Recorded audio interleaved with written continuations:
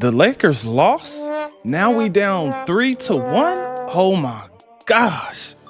Here's my reaction. So seeing this game was a trip because there's three major issues that I seen. First of all, the Minnesota Timberwolves are playing a very physical game, and I see that this is having an effect on all of the players. Now, throughout the playoffs, we are seeing a lot of physical play. So it's always funny when I hear like the older guys be like, oh, well, the NBA is soft now. Oh, it's soft. It's soft. I'm like, well, y'all clearly are not watching the playoffs, because the playoffs have been extremely physical. So much so to where we're calling certain players dirty. Right? For instance, Jaden McDaniels, he keeps finding a way to make Luka land somewhere on his face or close to it. Now, that's the first issue. The Lakers have to figure out a way to become more physical on defense. Yes, they're playing defense, but they could play better defense. So here's a solution to that problem. Figure out a way to get Vando in there. Jarred Vanderbilt. Yes, he needs to be in the game. I know he cannot shoot, but the thing is, he can actually play defense a little bit better than who else? Who would probably be coming out? I don't know. JJ Redick can figure that part out, right? Because clearly your top guys are Luka, LeBron, Rory, Hachimura, and Austin Reeves. Now, let's talk about the offense, because that's the second issue that I see that my Lakers are actually having. So what I seen on offense was a lot of let's watch Luka do his thing, opposed to let's get some ball movement. Let's make the game easier for everybody. LeBron and Luka are actually having a lot more success when the ball is moving, when they have people moving, right? I like to call it like playing with chaos or playing through chaos, right? So there's a few plays where I noticed, they were just kind of scrambling. But the scrambling does a few things for the defense. The defense has to honor cuts.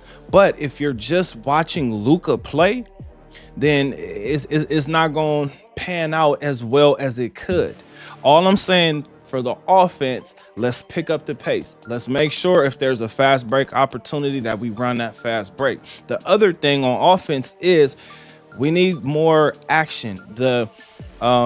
Let's play one-on-one. Let's, get the weakest defender on this type of player. Like, that offense has to come to a stop, right? Like, I get it. You can do that sometimes. Maybe when you build up a lead, then you can kind of do that. Or maybe if you see that they're not playing as physical. I need you guys, when I talked about the physicality of this game, I'm specifically talking about how Jaden McDaniels is picking up Luka 94 feet.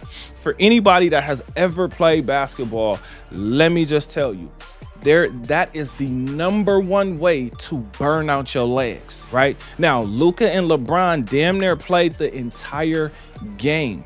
They played so much of the game to where I don't think they came out ever, right? So we have two problems. The first one is the physical defense. The second one is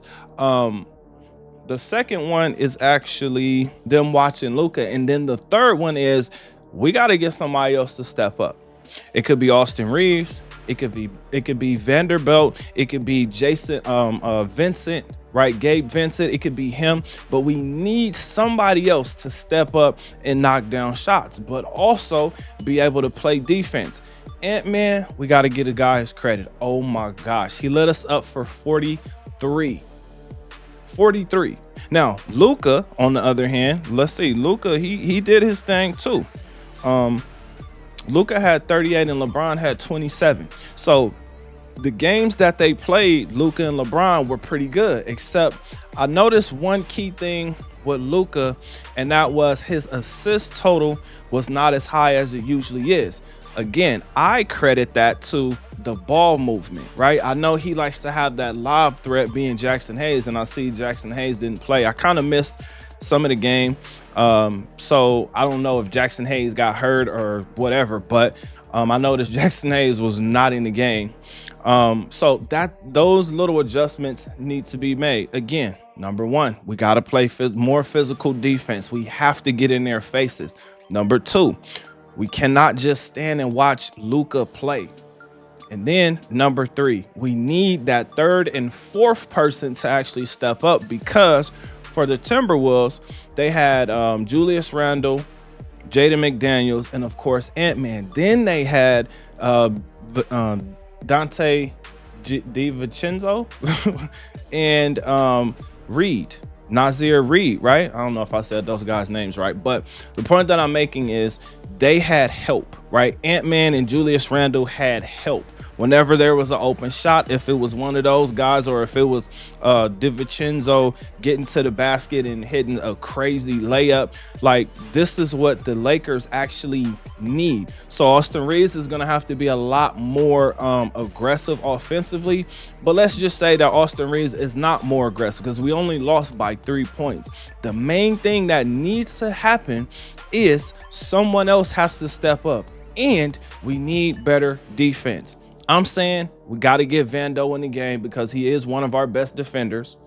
And I don't know, maybe the minutes could be split between him and Dorian Finley, right? Because Dorian Finley, I don't know, man. I'll have to check his stats, but I don't think he's really knocking down threes like he should.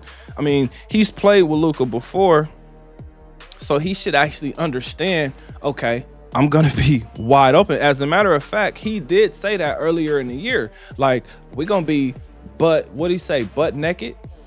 We're going to be so open that we're going to be butt naked, right? Something like that. So I'm like, okay, cool. If you know that you're going to be open, then, you know, what you doing?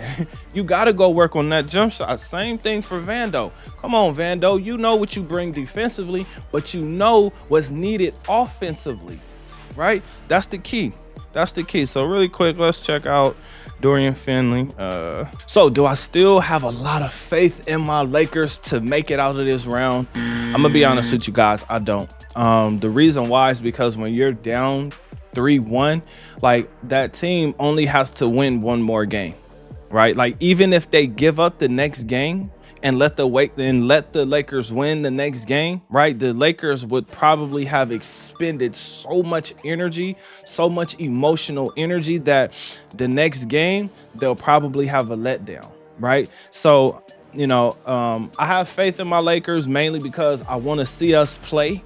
But just looking at the record and looking at the physical play, I'm not real sure. I'm actually saying, damn, like, this, you know, we could actually be out in the first round. And I know we were all looking at the Lakers and saying, okay, Lakers, we're going to the championship, or we are at least going to the conference finals. Like, we liked our matchup. We were a top 3 seed after that trade, you know, getting rid of Anthony Davis, bringing in Luka. Was like, okay, cool. All right, well, we gave up defense for offense, but this offense is great. And again, maybe this is actually a bigger key, but I really believe it has to do with ball movement. Luka Doncic, as far as his assist totals, his assists were terrible. So if that gets cleaned up, or if he improves on that, which I know that's literally his teammates knocking down shots. I know that's what that is. So with that being said, that's what has to happen. The other Laker players have to step up. And seeing as we're going to be at the crib, you know, we're going to be at Crypto Arena, those guys are going to have to step up, or it's going to be the end of our season. But I got a question for you. What do you think? Comment under this video.